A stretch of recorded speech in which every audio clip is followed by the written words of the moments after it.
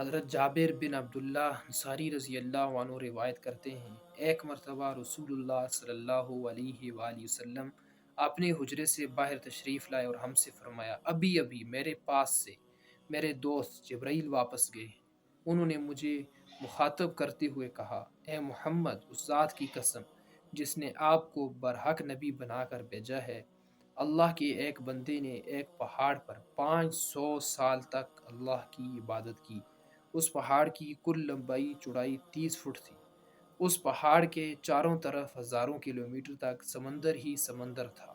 اس پہاڑ میں سے اللہ نے اس بندے کے لیے میٹھے پانی کا ایک چشمہ جاری کر دیا اور ایک انار کا درخت لگا دیا۔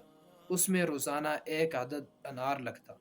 یہ نیک آدمی روزانہ شام کو چشمے پر جاتا، وضو کرتا اور انار توڑ کر کھا لیتا، پھر نماز میں مصروف ہو جاتا۔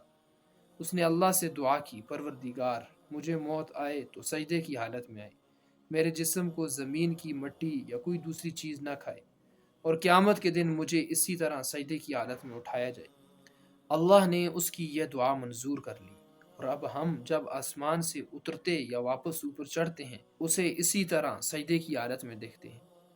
ہمیں علمی ذرائع سے معلوم ہوا ہے کہ قیامت کے دن جب اسے اللہ کے سامنے پیش کیا جائے گا، اللہ حکم دے گا، اسے میری رحمت سے جنت میں داخل کر دو۔ وہ کہے گا نہیں، بلکہ میری عبادت اور عمل کے صلے میں۔ اللہ فرشتوں کو حکم دے گا، میرے اس بندے سے میری نعمتوں کا حساب لو، اور حساب لیا جائے گا تو صرف آنکھوں کی بینائی یعنی روشنی کے حساب میں ہی اس کی 500 سال کی ساری عبادت ختم ہو جائے گی، جبکہ ابھی سارے جسم کا حساب باقی ہوگا۔ اللہ حکم دے گا، اسے جہنم میں پھینک دو۔ فرشتے جہنم کی طرف لے کر چلیں گے تو وہ پکار کر کہے گا، پروردگار، مجھے اپنی رحمت سے جنت میں بھیج دے۔ اللہ حکم دے گا، اسے واپس لے آؤ، اور اسے اپنے سامنے کھڑا کر کے پوچھے گا، میرے بندے، یہ تو بتا کہ جب تیرا کوئی وجود نہ تھا تجھے کس نے پیدا کیا؟ وہ کہے گا، پروردگار، تو نے۔ پھر اللہ پوچھے گا، یہ تیرے کسی عمل کے صلے میں تھا یا میری رحمت سے؟ وہ کہے گا، پروردگار، تیری رحمت سے۔ پھر اللہ پوچھے گا، یہ طاقت کس نے تیرے جسم میں پیدا کی کہ تو 500 سال تک عبادت کرتا رہا؟ وہ کہے گا، پروردگار، تو نے۔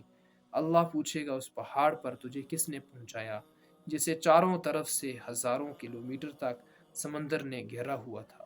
اس کھارے سمندر کے درمیان پہاڑ سے تیرے لیے میٹھے پانی کا چشمہ جاری کس نے کیا؟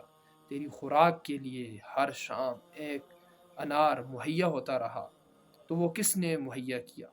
تو نے مجھ سے یہ درخواست کی تھی کہ تیری روح سجدے کی حالت میں قبض کروں، میں نے یہ بھی منظور کر لیا۔ تیرے لیے یہ سب کچھ کس نے کیا؟ وہ جواب دے گا، پروردگار، تو نے۔ اللہ آخر میں فرمائے گا، جب یہ سب کچھ میری رحمت سے ہوا تو آج بھی میں تجھے اپنی رحمت سے جنت میں داخل کرتا ہوں۔